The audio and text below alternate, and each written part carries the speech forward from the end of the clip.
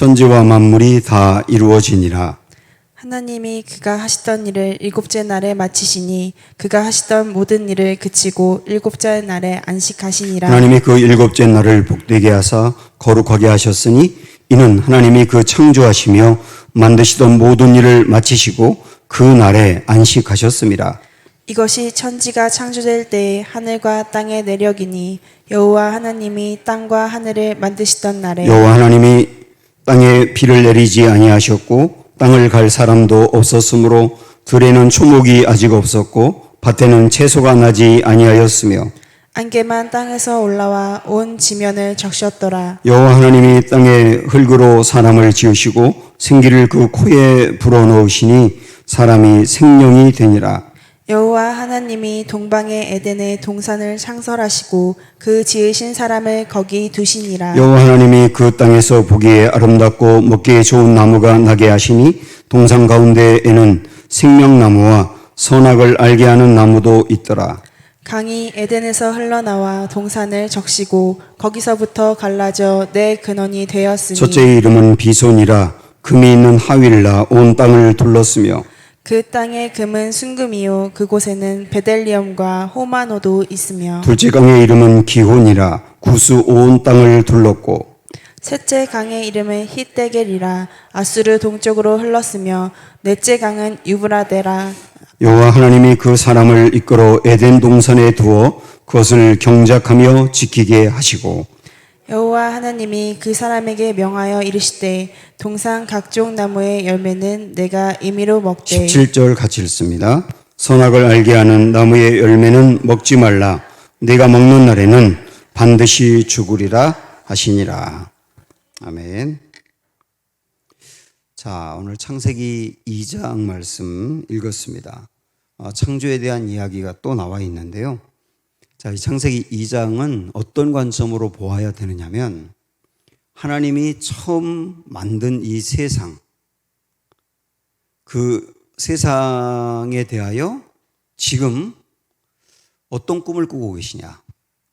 다시 말하면 하나님이 만드신 이 세상이 어떻게 되기를 주님은 원하시느냐 하는 하나님이 꿈꾸신 세상에 대한 이야기, 이게 2장이라고 볼 수 있거든요.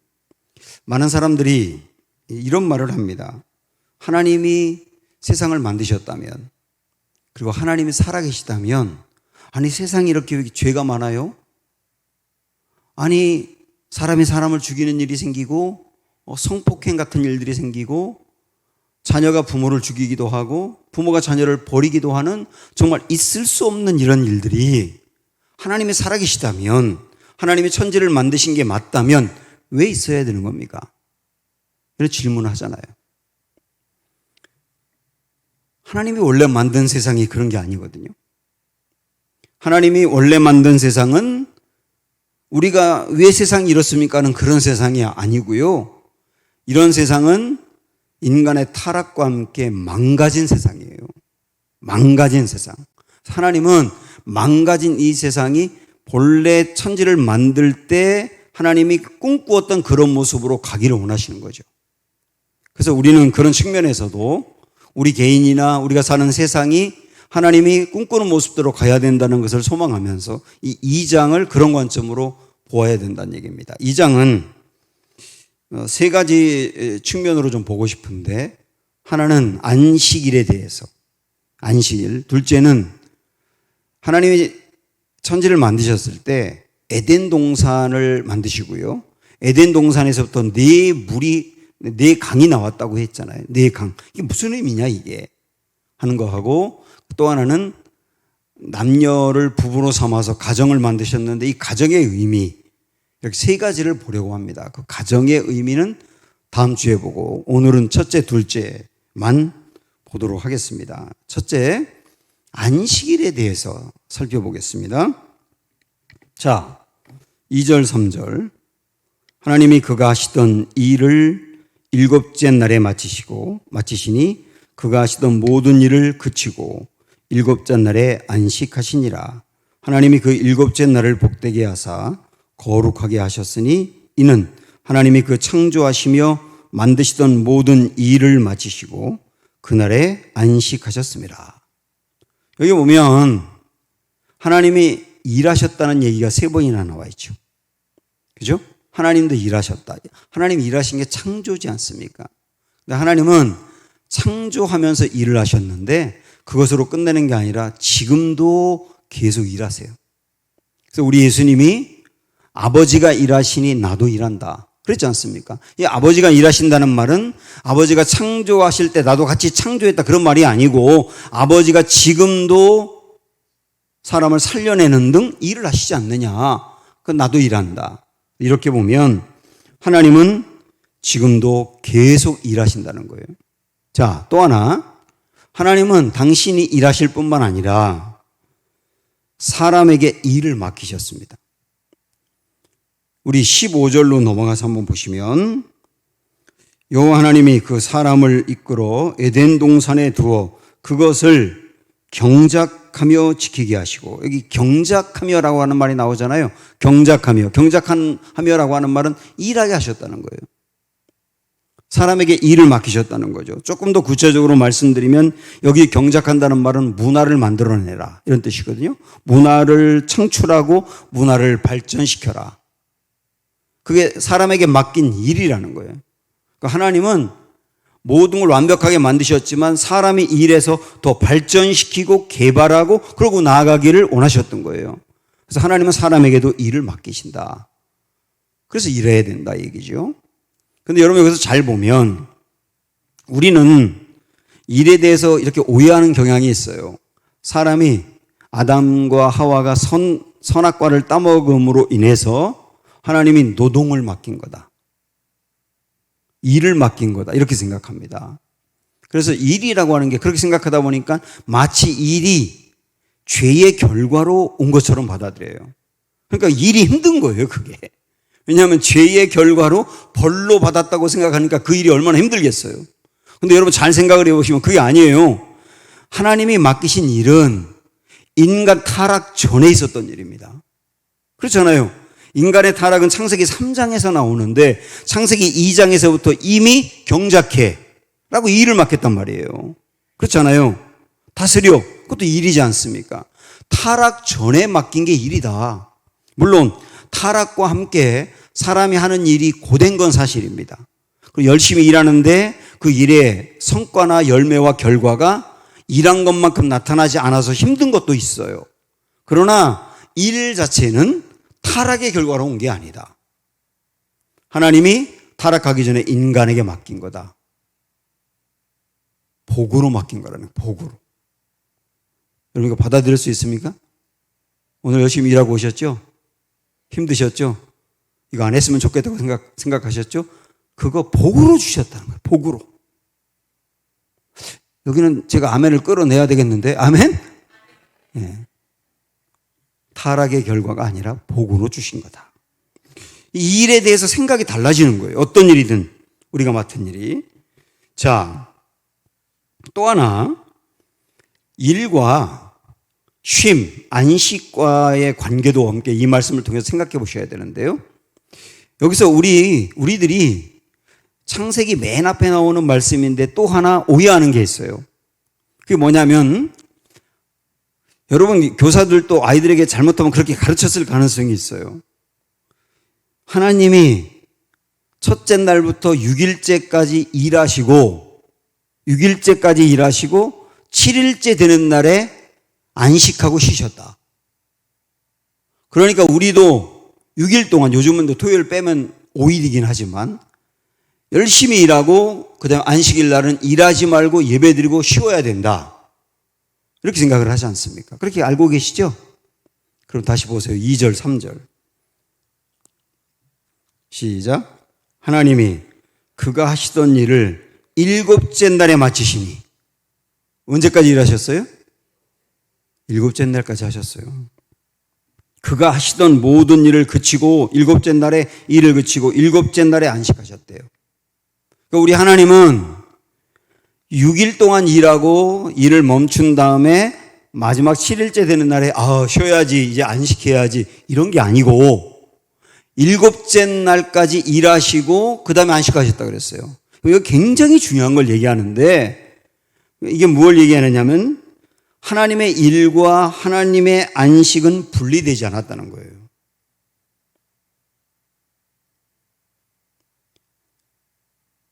무슨 말이냐면 일이 곧 안식이었다는 얘기입니다.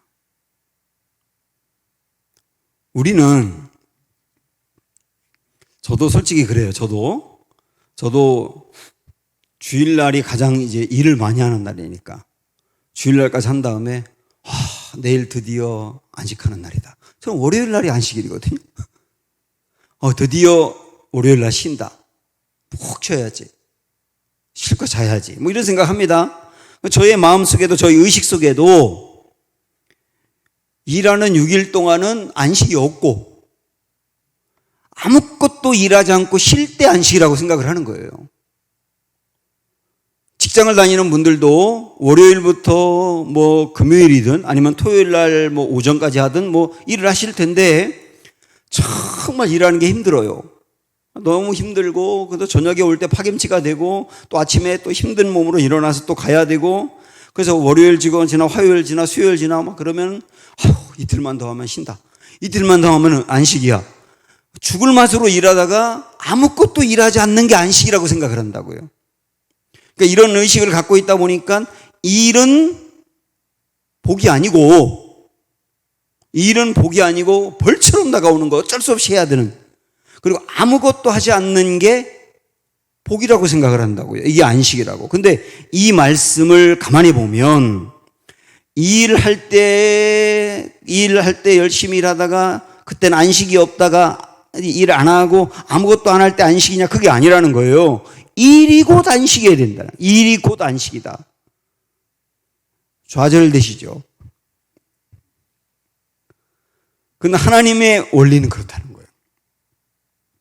일은 힘들고 고된 건 맞지만 우리가 하나님이 꿈꾸는 세상이라 그랬잖아요. 2장의 말씀은 하나님이 꿈꾸는 세상, 일에 대한 말씀을 먼저 주었는데 안식일 개념을 주면서 6일 동안 안식일이 아니고 아무것도 안 하는 날이 안식일이야. 그 개념 깨라는 거예요.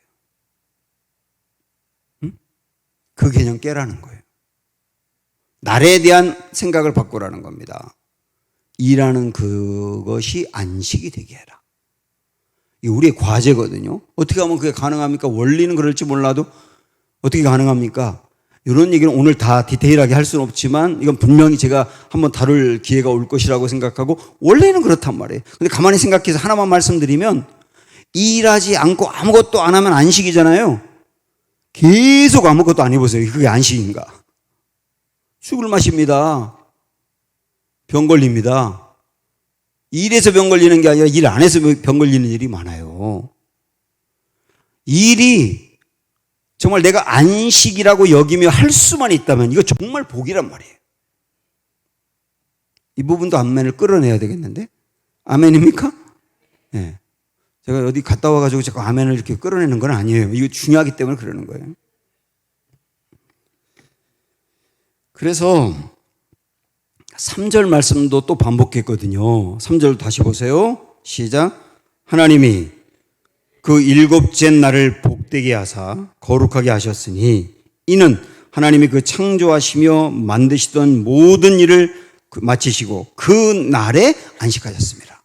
그 날이 언제예요? 일한 그 날이에요. 일을 마친 그 날. 그러니까 일을 안 한 날이 아니라 일을 하고서 드디어 안식하셨다. 하나님이 하신 일에 대해서 만족하셨기 때문에 안식이 온 것이죠. 이런 개념에서 우리 오늘 핵심 딱 붙잡아야 될 거, 내가 하고 있는 그 일, 내가 쉬는 날만이 아니라 일하는 그 시간도 안식이 되어야 한다. 안식일 개념을 확신해 좀 넓혀야 된다. 우리 옛날 안식일이 오늘날 주일이야, 이 개념을 넘어서야 된다는 거예요. 안식일 매일이 될 수 있어야 한다. 이런 개념을 우리가 오늘 하나님이 꿈꾸는 세상 첫 번째로 잡아야 된다고. 두 번째. 자, 두 번째 이제 우리가 살펴보려고 하는 것은 에덴에서부터 발원하여서 네 강이 생겼다고 했어요. 우리 이전에 이 창세기 2장에 있는 이 이야기를 읽으면서도 아무 생각 없이 강이 생겼나 보다 그러고 읽었는데 그게 아니더라고요. 이게 굉장히 중요한 의미가 있어요. 먼저 말씀을 한번 볼게요. 쭉 넘어가서 10절부터 14절까지. 시작. 강이 에덴에서 흘러, 잠깐만요. 그러니까 이 네 강이 생겼는데 이 네 강의 발원지가 에덴이었습니다. 에덴에서부터 강 하나, 강 둘, 강 셋, 강 넷이 나온 거예요. 그러니까 에덴에 있는 것이 그 강으로 흘러간 거죠. 그렇지 않습니까? 에덴과 단절이 아니라 에덴 안에 있는 게 그 네 강으로 흘러갔단 말입니다. 그거 생각하면서 다시 한번 10절 시작. 강이 에덴에서 흘러나와 동산을 적시고 거기서부터 갈라져 네 군원이 되었으니 첫째 이름은 비손, 넘어가서 13절에 둘째 이름은 기혼, 14절에 셋째 이름은 힛데겔, 맨 끝에 보면 넷째 강은 유브라데더라 이렇게 나옵니다. 네 강이 이렇게 만들어졌다고 나와요. 자, 그러면 여기서 네 강이 만들어졌다라고 하는 게 그냥 단지 강 네 개가 생겼다는 것만 말하는 것이냐? 그럼 강이 네 개밖에 없느냐? 에덴 동산에서 나온 강이. 그런 거 아닐 거 아니에요. 여기서 말하는 강이 에덴 동산에서부터 흘러 네 개가 생겼다고 할 때 이 의미가 있는 거거든요. 굉장히 중요한 의미. 먼저 강은 뭘 의미하느냐? 강, 물. 성경에서 물론 이렇게 도식적으로 불 이런 게 나오면 성령, 또 뱀이 나오면 사탄, 이렇게 모든 걸 도식적으로 이렇게 정하는 것은 그 좋은 방법은 아닙니다만은, 그러나 성경에서 상당히 많은 경우 물과 강은 어떤 성령의 역사를 이야기할 때가 많아요. 우리 예수님이 내가 너에게 생수를 줄까 할 때 이 생수는 성령을 의미한다라고 했던 것처럼 강과 물은 성령의 역사를 의미할 때가 굉장히 많고요. 그런데 물은 물인데 바다가 있어요. 바다는 또 무엇을 상징하느냐면 반대로 어둠, 환란, 황폐함, 그런 걸 상징할 때가 많아요. 그래서 우리가 알고 있는 찬양 중에 물이 바다 덮음 같이 여호와의 영광이 온 땅에 가득한 것, 이렇게 나오는 그 가사 여러분 생각해 보신 적 있으세요? 물이 바다 덮음 같이가 무슨 말일까요? 우리 조금 아까 들었던 말씀으로 한번 대비해 보세요. 물은 뭘 의미한다고요? 성령의 역사. 바다는 어둠, 황폐함. 그래서 물이 바다 덮음 같이라고 하는 것은 황폐하고 어두운 곳이 성령의 역사로 덮여서 새로워지는 세상을 꿈꾼다는 얘기거든요. 그런 의미로 강이라고 하는 것을 한번 생각을 해보면, 자, 그러면 에덴에서 흘러나온 물들이 네 강이 되었다라고 할 때 여기에 하나님이 꿈꾸는 세상의 두 번째 포인트가 있어요. 두 번째 포인트. 그건 뭐냐면 하나님은 에덴만이 아니라 에덴에서 흘러온 네 강이 흘러간 그곳도 하나님이 주권적으로 통치하고 성령이 임하는 곳이 되기를 원하시는 거죠. 에덴만이 아니라, 에덴은 하나님이 주권적으로 통치하는 곳이잖아요. 그러니까 하나님의 나라지 않습니까? 에덴만이 하나님의 나라가 아니라 에덴에서 흘러나오는 강들이 가는 곳도 하나님 나라가 되기를 원하시는 거예요. 거기에 하나님의 역사가 있고 성령의 능력이 있고 하나님의 주권적인 통치가 있기를 원하신다는 거거든요. 이런 세상을 하나님 꿈꾼다라고 하는 것을 분명히 보여주는 겁니다. 그래서 우리 오늘 정리하면 안식이라고 하는 개념은 일하지 않는 날은 안식이고 일하는 날은 안식이 아니기 때문에 우리가 생각하는 주일날은 안식일이고 주일날이 아닌 다른 날은 안식일이 아니다라고 하는 개념을 바꿔야 된다. 하나님은 모든 날이 안식일 같이 일도 안식이 되기를 원하신다. 이게 첫 번째 꿈꾸는 것이었고, 두 번째 하나님 꿈꾸는 것은 뭐냐면 에덴만이 하나님 통치하는 곳이 아니라 에덴에서 흘러간 강물이 간 곳마다 다 이게 세상이지 않습니까? 세상.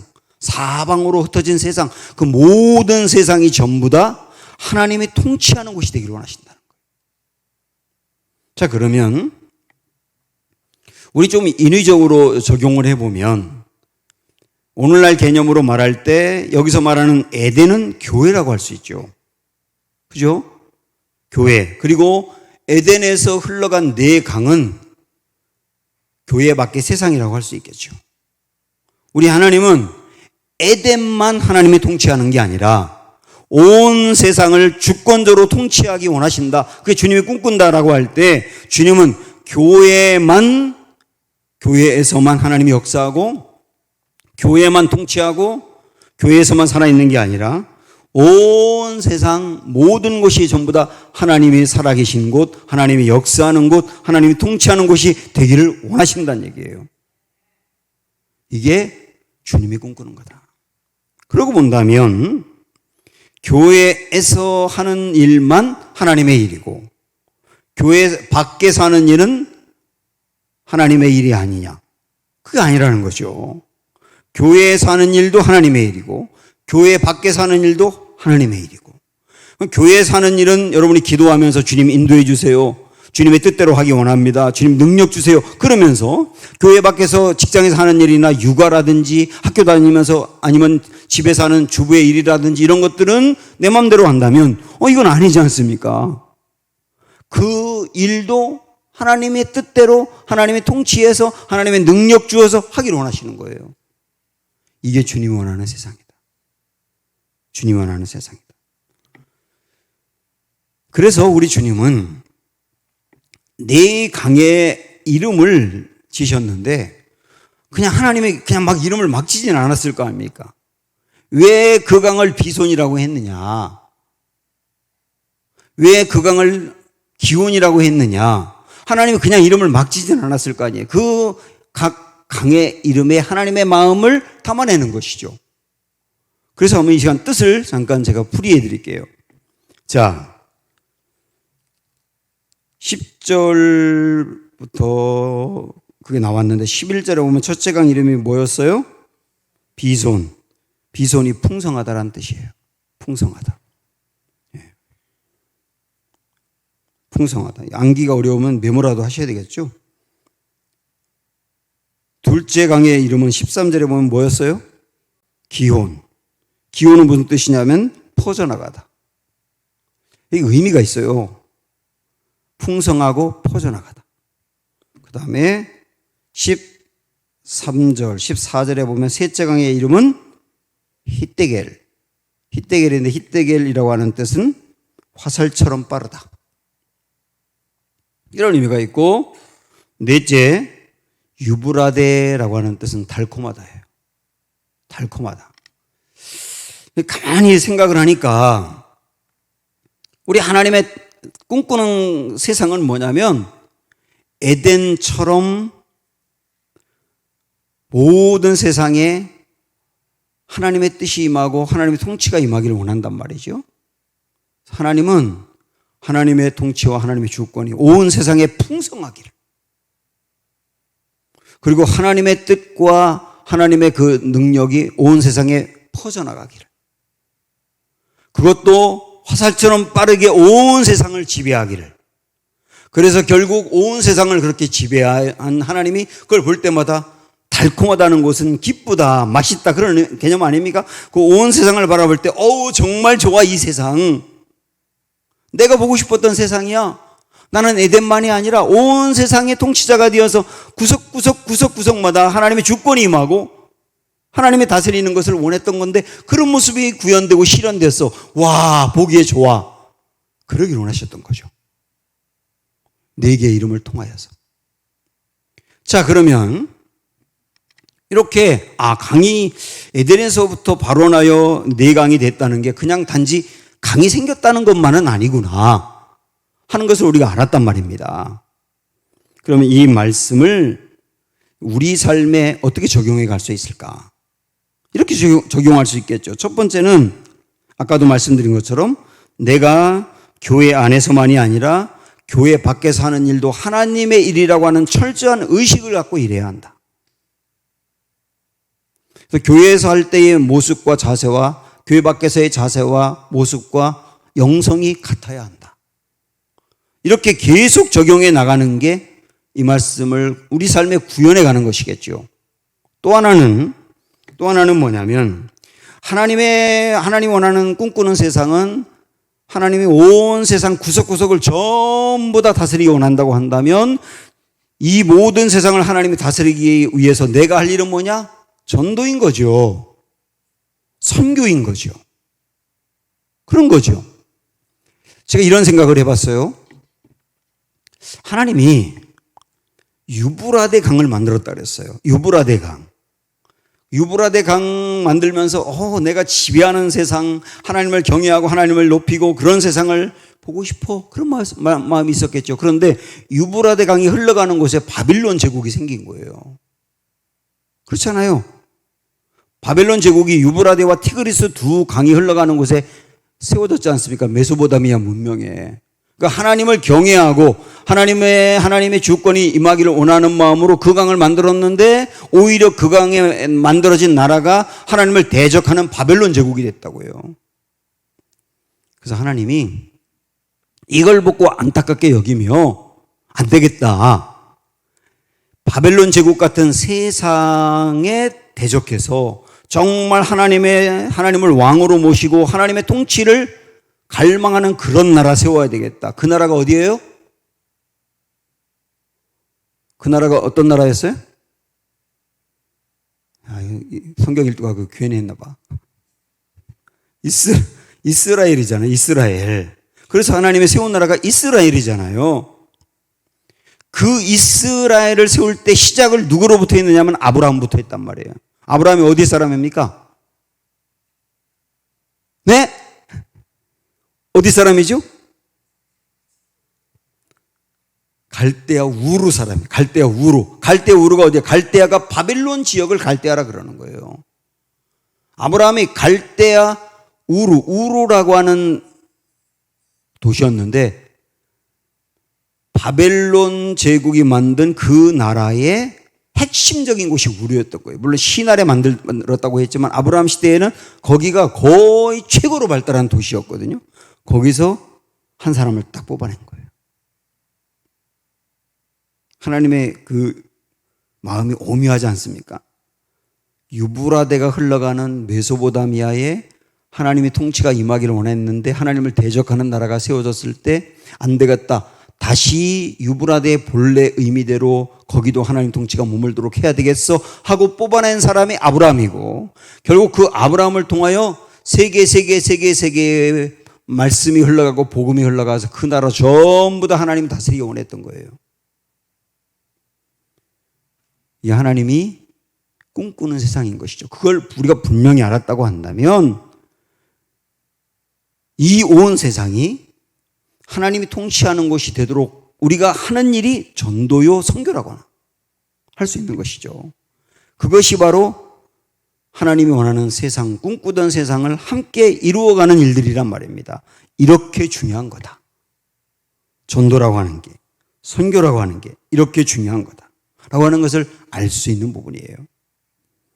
에스겔 47장에 에스겔이 보았던 환상, 우리가 정말로 잘 알고 있는 이 환상을 이 말씀하고 이렇게 연결해 볼 수 있습니다. 어쩌면 에스겔 47장의 환상 이야기는 에덴 동산에서 흘러간 그 강들이 하나님이 통치하고 성령이 역사하는 곳이 되기를 원했던 하나님의 꿈이 에스겔 47장의 환상을 통하여 구현되는 것이죠.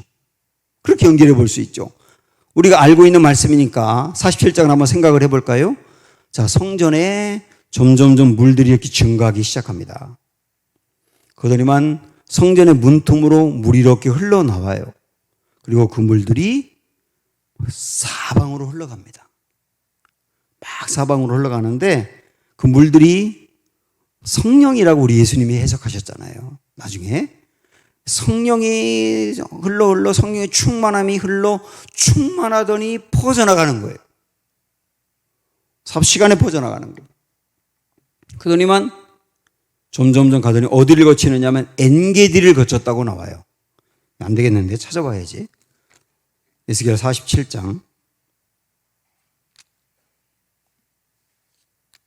여러분 잘 알고 있는 다 성경 말씀인데 일부러 모른 척 해가지고 저를 당황시키지 않았으면 좋겠어요.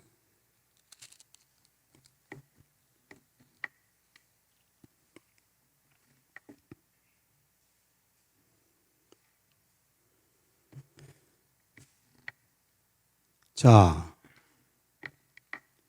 이 강들이 물들이 성전에서 나온 물들이 막 흘러 가는데 우리 6절부터 한번 보세요.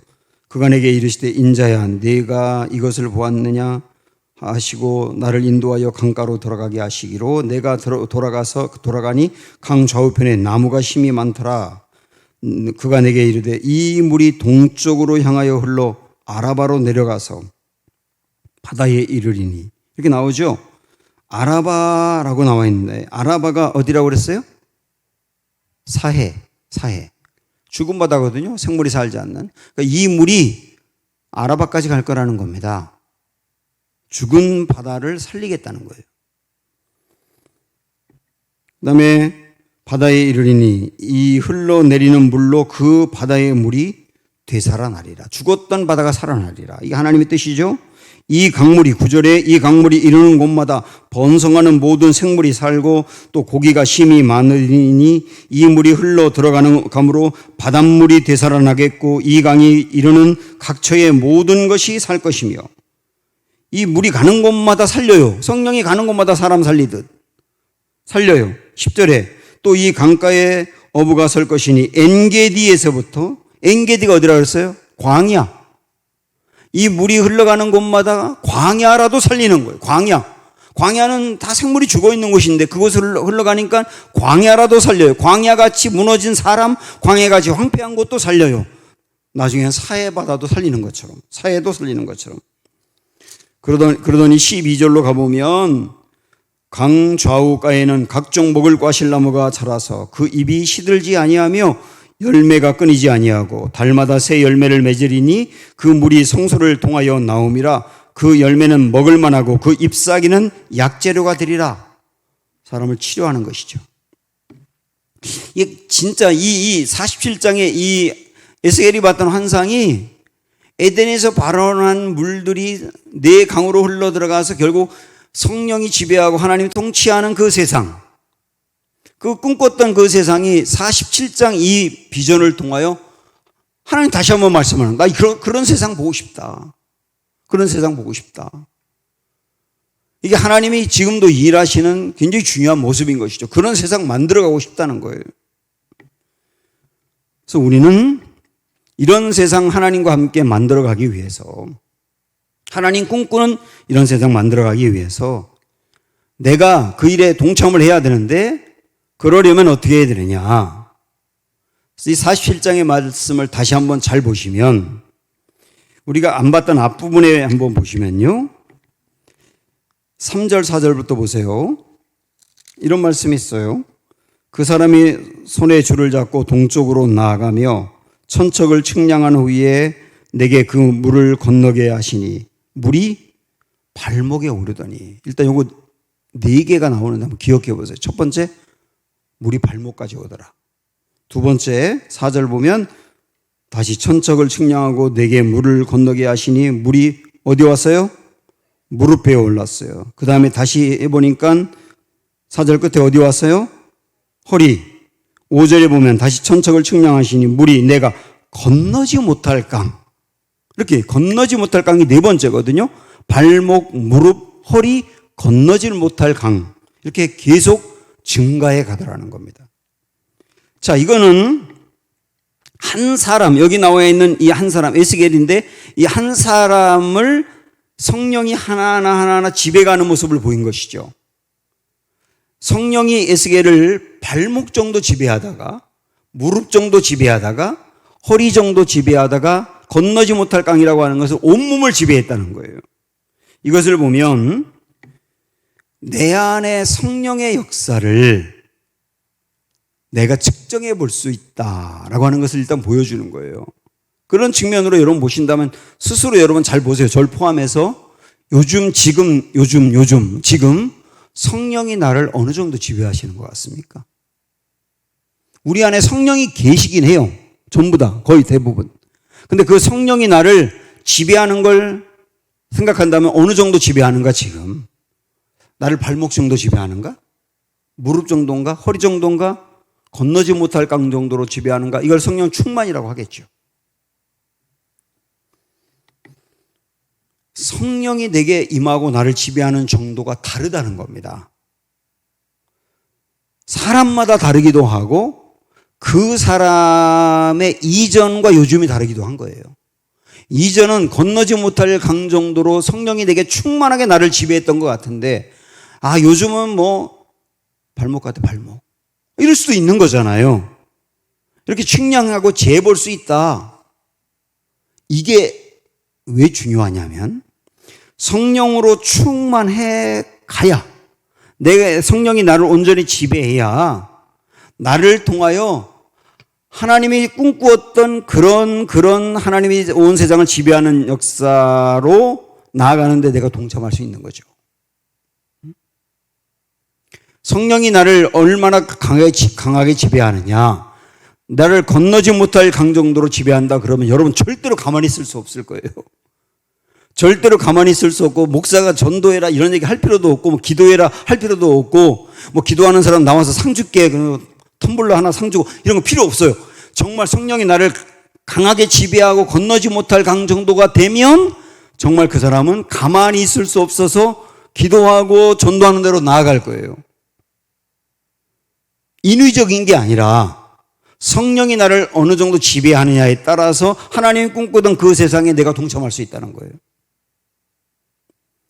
이거는 그런 모습만이 아니라 한 사람을 성령이 지배하는 게 얼마나 중요한지 또 다른 측면에서 이렇게 말할 수 있어요. 자, 우리 이 시간에 이렇게 수영장에 있다고 한번 생각을 해보세요. 수영장. 자, 수영장에 이렇게 높이가 달라요. 처음에는 발목 정도의 물이 있어요. 발목 정도 물. 그러면 내가 거기 들어가면 발목 정도 물이 이렇게 덮이는 데면 아무런 저항 없이 거기를 갈 수 있죠. 그죠? 발목 정도의 물이면 막 뛰어갈 수도 있잖아요. 물에서. 이 물은 내 마음대로 하지 못하도록 나를 제어하거든요. 그렇죠? 물이 나를 내 마음대로 하지 못하도록 제어하는데 발목 정도가 되면 물이 나에게 영향을 조금 주긴 하지만 거의 내 마음대로 하는 거예요. 내 마음대로 뛰고 싶으면 뛰고 걷고 싶으면 걷고. 이건 뭘 얘기하느냐? 물은 내 마음대로 하지 못하도록 나를 제어한다 그랬는데 그 물이 성령이라 그랬잖아요. 성령은 나의 자아를 제어합니다. 나의 자아를 제어한다고요. 그런데 성령이 나를 지배하는데 발목 정도 지배하면 그 사람 안에 성령이 있는 건 맞더라도 성령의 제어가 거의 나타나지 않아요. 내 마음대로 하는 거예요, 그냥. 말씀을 들어도 내 마음대로 죄를 짓고 내가 하기 싫으면 안 하면 되는 거, 교회 일도. 하고 싶으면 하고, 하기 싫으면 안 하고, 기분 나쁘면 안 하고, 피곤하면 안 하고. 내 주권과 내 계획과 내 자아대로 하는 거예요, 그냥. 성령이 나를 거의 통제 못해요. 이게 발목 정도인 거예요, 발목. 그런데 무릎 정도 온다고 생각을 해보십시오. 자, 수영장에 갔어요. 물이 무릎 정도 있어요. 마음대로 뛸 수 있습니까? 못 뛰어요. 그래도 막 이렇게 헤치면서 갈 수는 있죠. 물이 나를 제어합니다.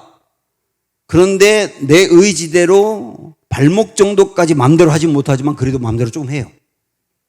자, 이거는 성령이 나를 지배하는데 무릎 정도 지배한다고 하는 것은 성령이 나의 자아를 어느 정도 제어를 해요. 마음대로 못합니다. 죄의 유혹을 받을 때도 마음이 아프고 고민이 되고 그런데 또 죄를 져요. 또 앉을 때도 있지만 또 죄를 져요.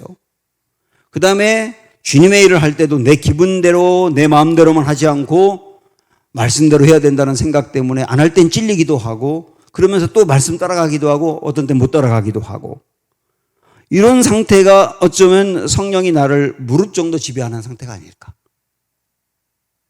그런데 허리 정도 지배. 자, 수영장에서 물이 허리 정도 오면 어떻게 됩니까? 이거 진짜 수영하기도 애매하고 걸어가기도 애매하고. 그런데 상당한 저항을 받죠. 내 마음대로 잘 못하죠.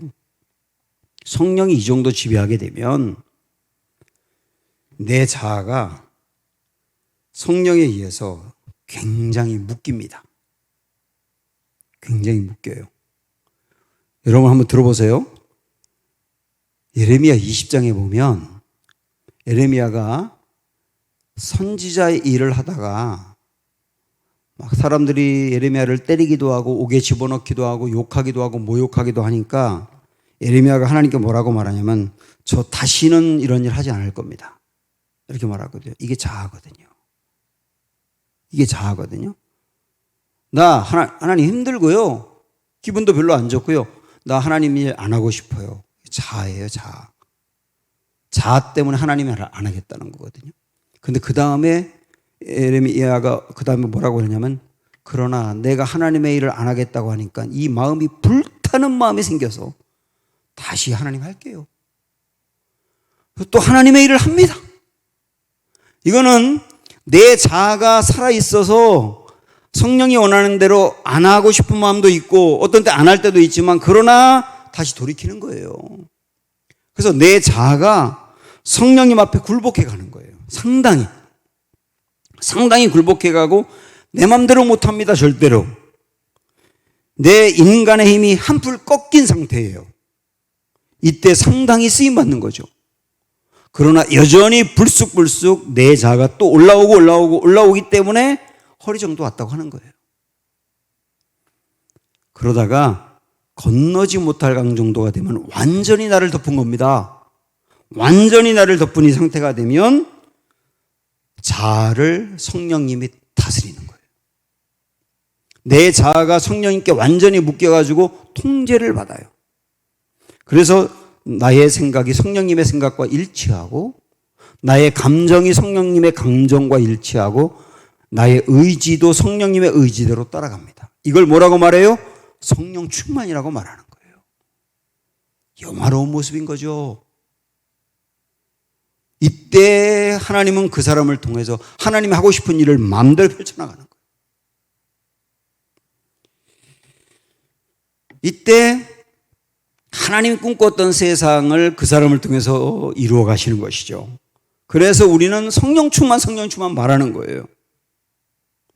오늘 그런 모습을 꿈꿔보자 말입니다. 그런 모습을. 다시 성령 충만을. 다시 성령님이 나를 온전히 지배하기를. 내 자아가 성령님께 온전히 묶여지기를. 그리고 성령님의 다스림대로 내가 따라가는 사람이 되기를. 그래서 하나님 꿈꿨던 일들이 나를 통해서 펼쳐지기를. 우리 오늘 소망하시기를 축복합니다.